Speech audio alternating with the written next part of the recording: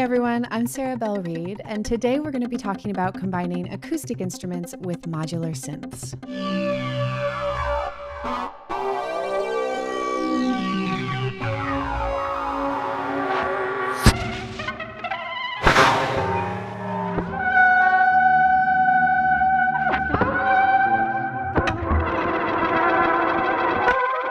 Thank you to Make Noise for inviting me to share this video and to talk about one of my favorite topics. I've been a trumpet player for my entire life, and about 10 years ago or so, I also started to get really interested in electronic music. So for me, coming from an acoustic instrument background first, as I was learning more about synthesis and electronics, the big question that was always in my mind was, how can I combine all of these new techniques and new sounds in with my trumpet playing? An electroacoustic setup, in my opinion, is super rewarding because it gives you access to such a huge range of sonic possibilities. This is something I've been exploring now for a number of years, and I am still constantly discovering new things.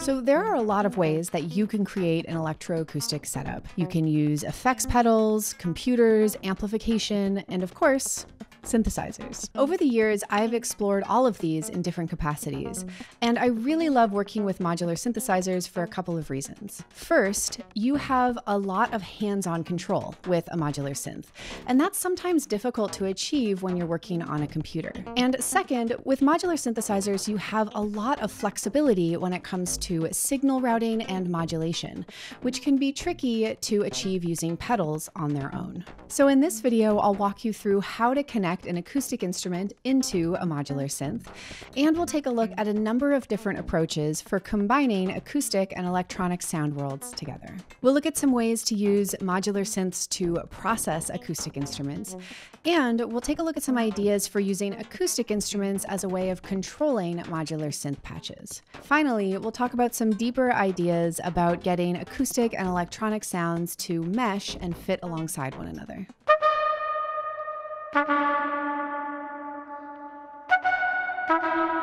Any instrument can be connected to a modular synth, but how do you do it? The basic things you're going to need are a microphone and some kind of preamp. Now, of course, if you're using an instrument that has a pickup built in, you can forego the microphone. The purpose of the preamp is to boost your microphone or pickup levels to the same signal level that's produced by other Eurorack modules. That's going to help keep everything sounding as good and clean as possible. So for my setup, I'm using a dynamic microphone, the SM58, and I'm running it into a preamp module made by Dopefer called the A119. There are lots of different Eurorack preamp options out there. But one thing to note is if you're using a condenser microphone, you'll need a phantom power source.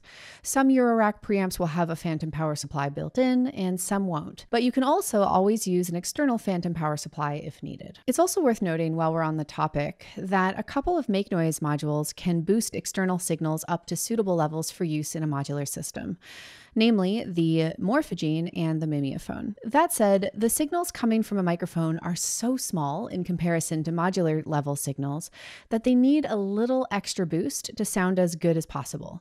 So I personally always use a dedicated preamp module. All right, so let's do a quick test. So I'm just going to take the audio output here from the A119 and I'll run that into the Mimeophone to add a little bit of delay. Great, so now when I turn this level up here on my final mixer, we should hear some delay on my voice. Hello. Hello. Awesome. Okay, great. So now that we have this all set up, let's take a look at some patching ideas.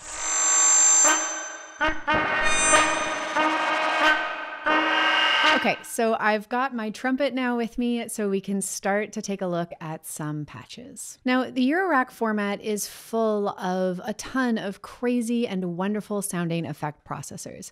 So we have a lot of options when it comes to transforming the sound of an acoustic instrument using a modular synth. You can get to all of the same kinds of effects that you would typically find in pedal format, like distortion,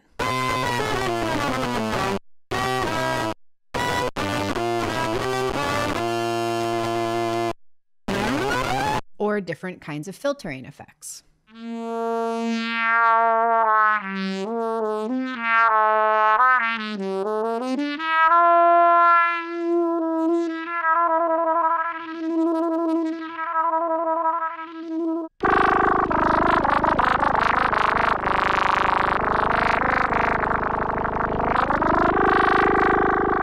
can also achieve modulation effects like flangers and chorusing.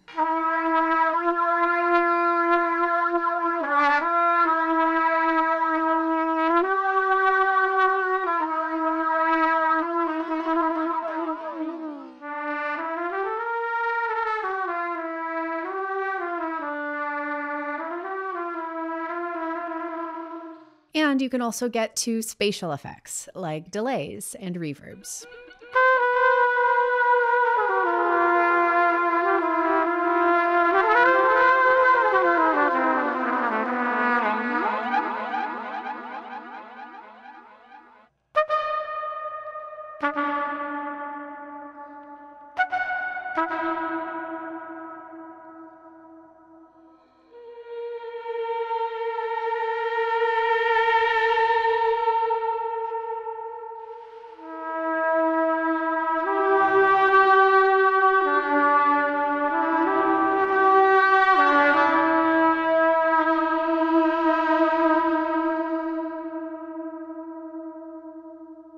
And of course, you can combine all of these different effects together in any way you want.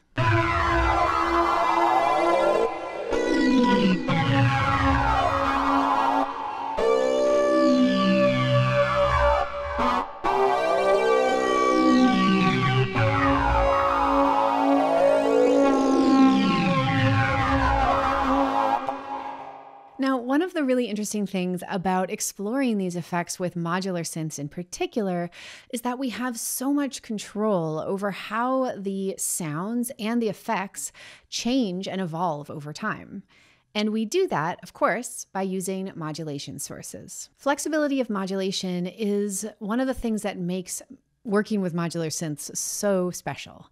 We have complete control over how sounds change over time and how a single part of a sound can interact with other aspects of your patch, how they can converge and diverge and chase one another and so on.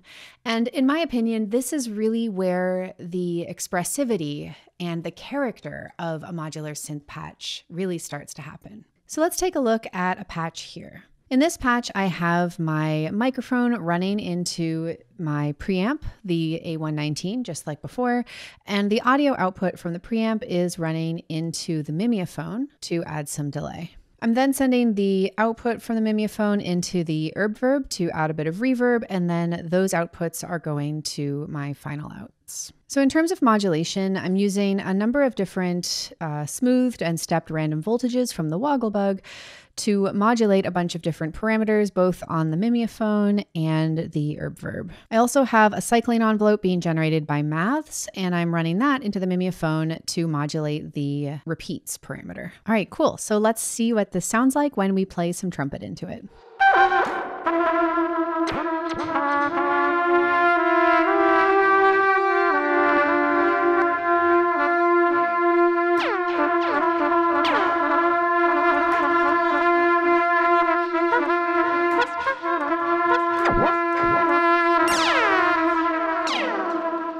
Awesome. So it's really interesting to hear these sounds changing, and it definitely gives me a lot to react to in real time, which is super fun.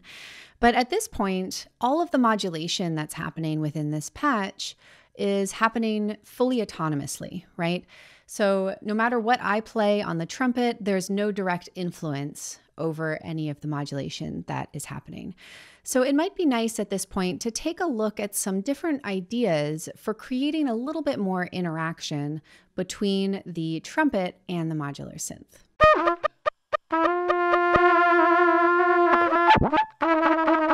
So one of the ways we can explore this is to use our acoustic instrument to generate modulation for us instead of generating it from within the synth. Now, there are a lot of different ways to go about this, but first things first, remember that a signal is a signal, right? So as soon as our audio from our microphone enters into our modular synth, we can use it just like any other modulation signal that's being generated from within the synth itself. So what if we tried using our audio signal to modulate some parameters?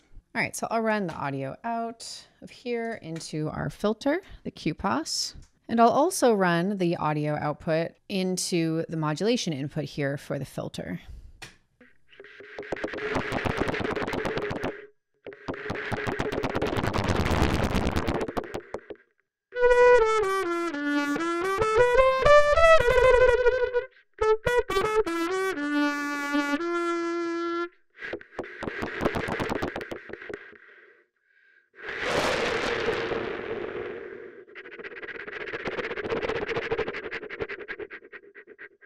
All right, awesome. So using the audio signal to modulate a parameter on this filter works, and it sounds really cool. So let's try it with another effect. So here I'm running the trumpet audio into the reverb, and then I'm using the same audio signal to modulate the reverb size.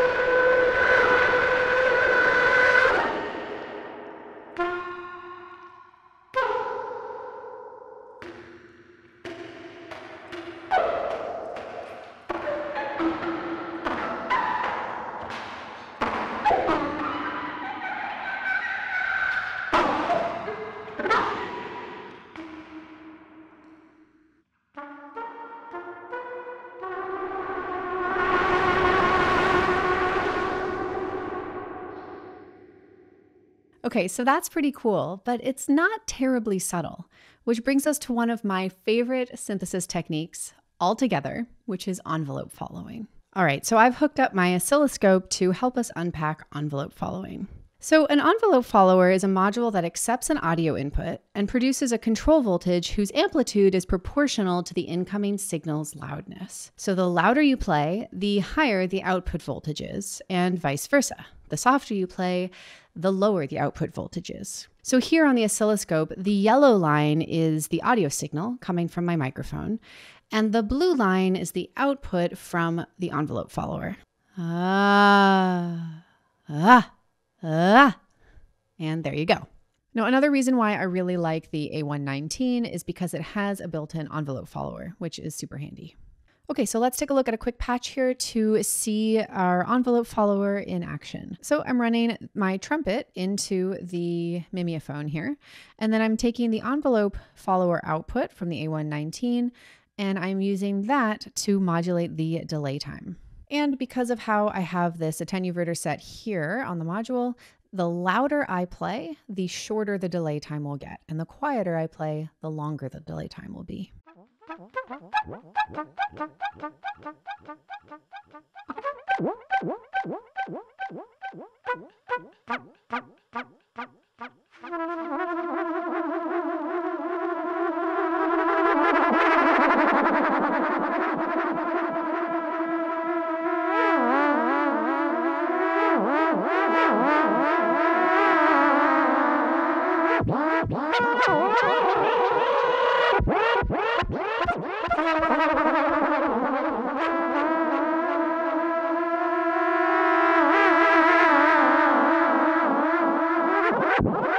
So let's take a look at this technique in another patch. So here I have my trumpet running into the QPOS filter, and I'm using the envelope follower output to modulate the radiate parameters on the QPOS in opposite directions from one another.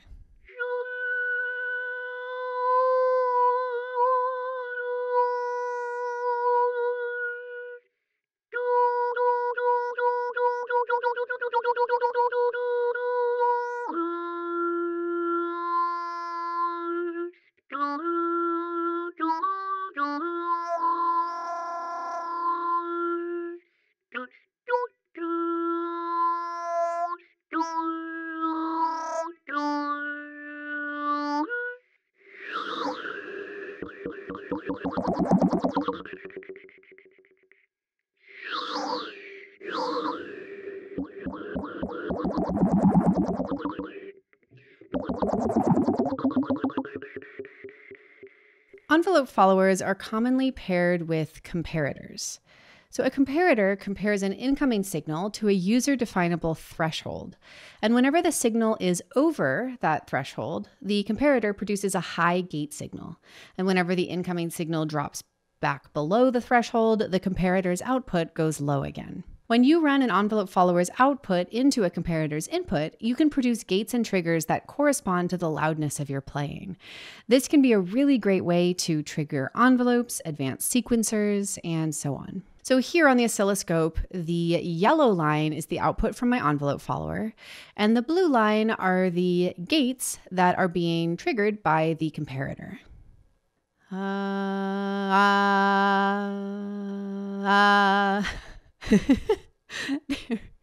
And there we go.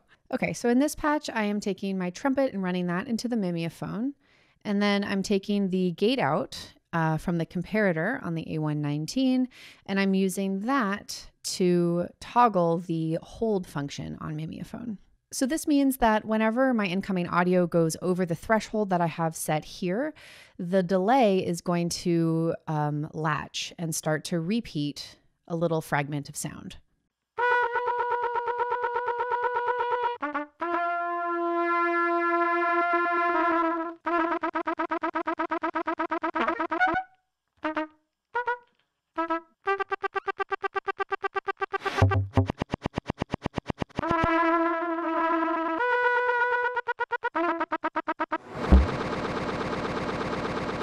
Now, of course, if we wanted to, we could add the envelope follower back into this patch and use it maybe to modulate our delay time.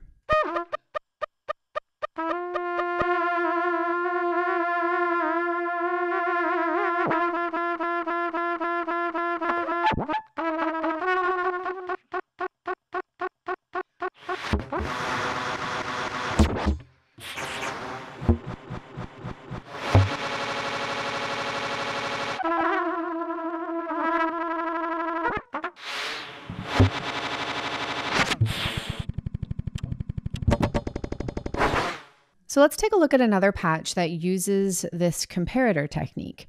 But instead of using the gate output to directly trigger an effect, what I'm doing is I'm using the gate to trigger the generation of a number of new random voltages that I am then sending into the verb in order to modulate different parameters. So this patch might look a little bit complicated, but basically what I'm doing here is using the Wogglebug, Maths, and Planar in order to generate some slightly more complex random voltages than I would be able to get from just the Wogglebug on its own. So with each new gate output from the comparator here, a whole collection of new random voltages are generated from these three modules, and those are all sent over to modulate various parameters on the verb.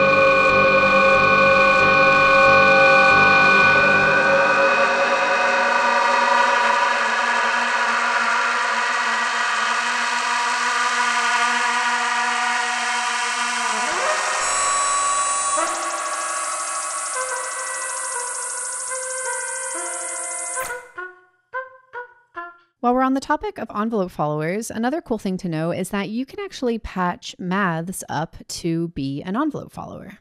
So here I have a similar patch to something that we heard before, where I am running my trumpet into the mimeophone, and then I am occasionally triggering the hold function on the mimeophone in order to kind of glitch little pieces of sound. But you'll notice instead of using the built-in envelope follower and comparator in the A119, I am using maths instead to perform both of those functions.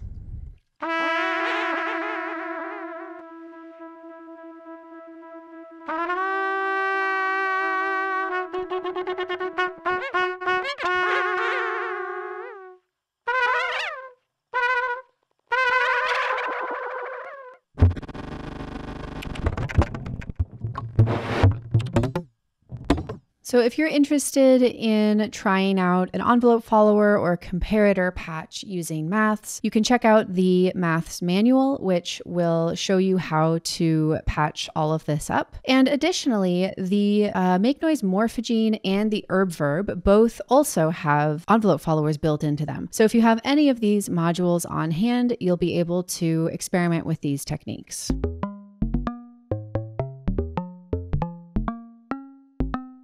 Okay, so this is all awesome, but one of the things that makes working with synths so fun is that they make sound all on their own too.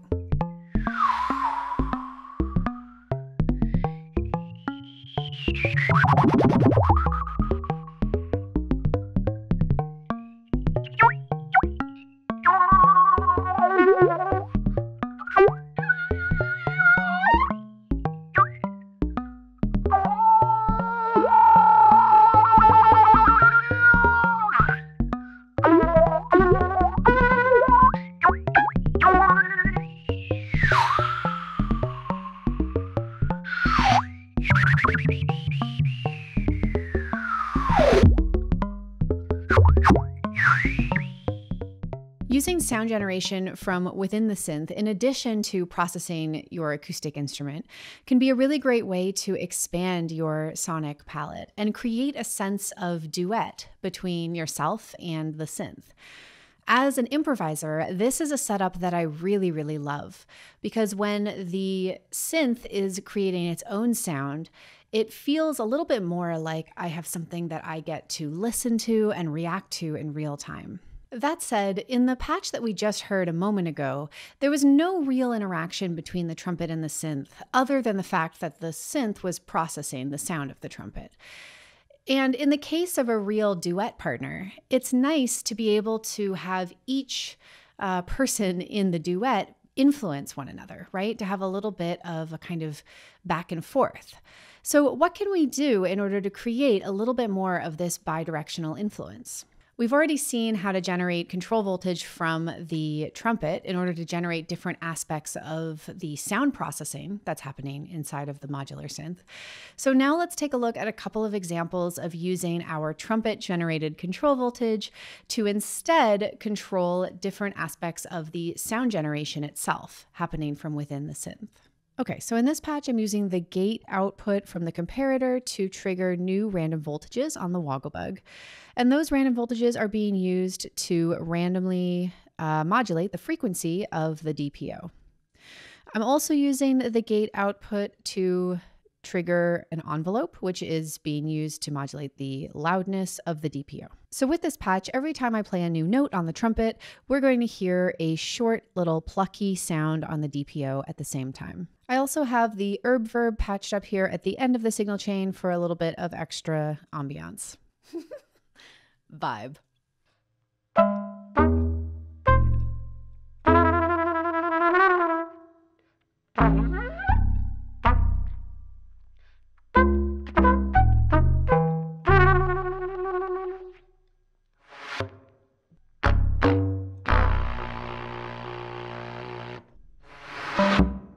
All right, awesome. So having this tight interaction with the synth following the trumpet is really cool and it works really well.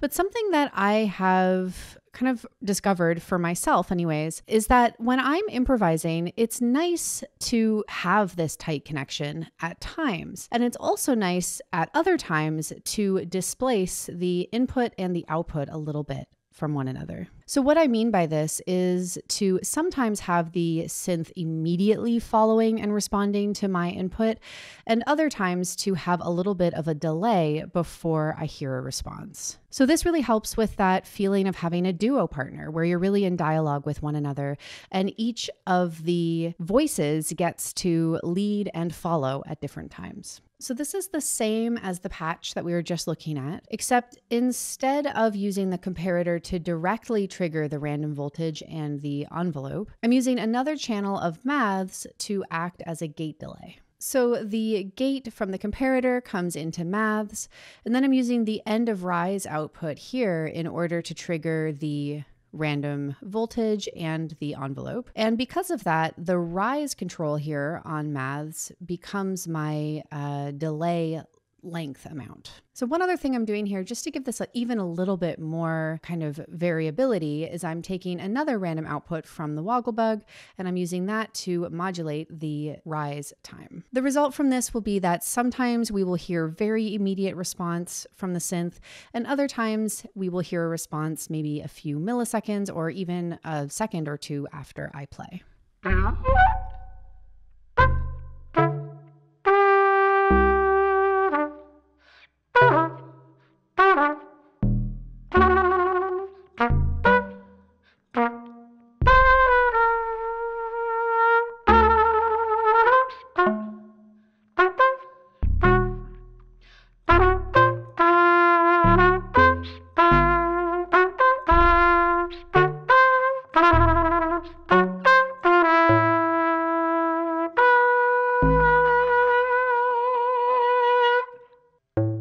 So something else that you could explore if you were looking to expand on this idea would be to play around with randomizing different aspects of the patch with each new onset, or with each new gate that's outputted from the comparator.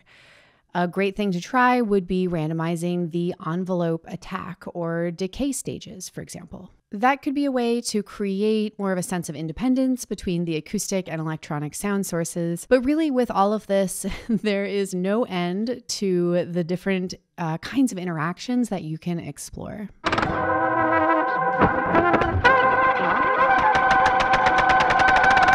We've looked at a lot of different ways to create control and interaction between our acoustic instruments and our modular synth, and things are sounding pretty cool. So now that we have these basic concepts in motion, we can move on to some slightly more nuanced considerations for combining electronic and acoustic sound worlds. Specifically, while we've done a lot in order to get this nice bidirectional communication between the acoustic instrument and the modular synth, there's still a pretty stark difference between the sound quality and character of, for instance, my trumpet and the much cleaner, more precise sounds of the synthesizer. Now, that contrast can actually be a really fun thing to play with, but at times it's also nice to have some tactics to help bridge those two worlds together and overall help these two different sound worlds mesh a little bit more. So one super simple thing you can do is to run both the acoustic instrument and the synth into the same spatial effects in order to put them in the same space. This could mean running them both into the same delay, the same reverb, and so on. Another larger area to explore in this regard is adapting both your sound design on your synth and your playing technique on your acoustic instrument so that they have a little bit more timbral overlap. Now, the exact way that you do this is, of course, completely up to you, and it's going to vary quite a lot depending on what kinds of instruments you're working with. As a trumpet player, I really enjoy working with various extended techniques like multiphonics, air sounds, key clicks, half valving, tongue rams, and different things like that in order to explore slightly more synth-like sounds. And on the synth side of things, I like to explore bridging this gap by creating a little bit of instability and unpredictability in my patches. So one of my favorite ways of adding a little bit of instability into my sound design on a modular synth is to cross-modulate my oscillators. Now the DPO is really fun for this and makes it super easy because of the internal FM path in the module, all you really need to do is turn up one single knob here, and you can go from a very clean, stable sounding oscillator to something that is a lot more chaotic and noisy.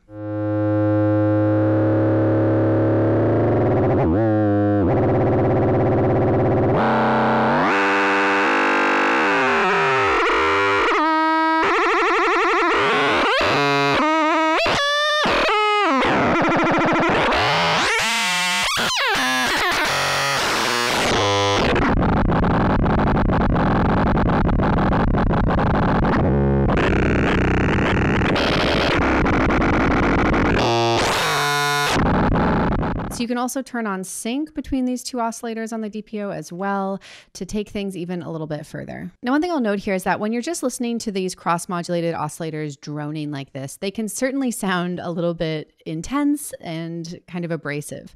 Now, I personally love that sound, but if you did want to kind of wrangle it and tame it a little bit, something as simple as just putting an envelope and maybe a low pass gate to control the loudness of the sound can really help it sit within the rest of your patch. So let's take a listen to what this can sound like in context with some of the other techniques we've been talking about.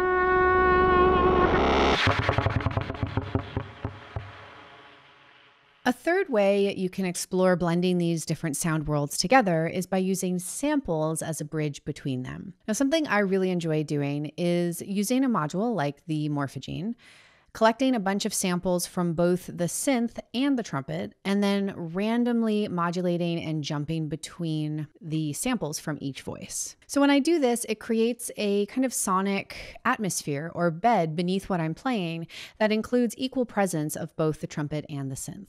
Now, especially with a module like the Morphogene, where you can do so much to chop up and scramble these sounds, it can really do a lot to add a kind of perceptual glue between all of the sounds that you're working with. So here on the Morphogene, I have a collection of some trumpet sounds that I recorded.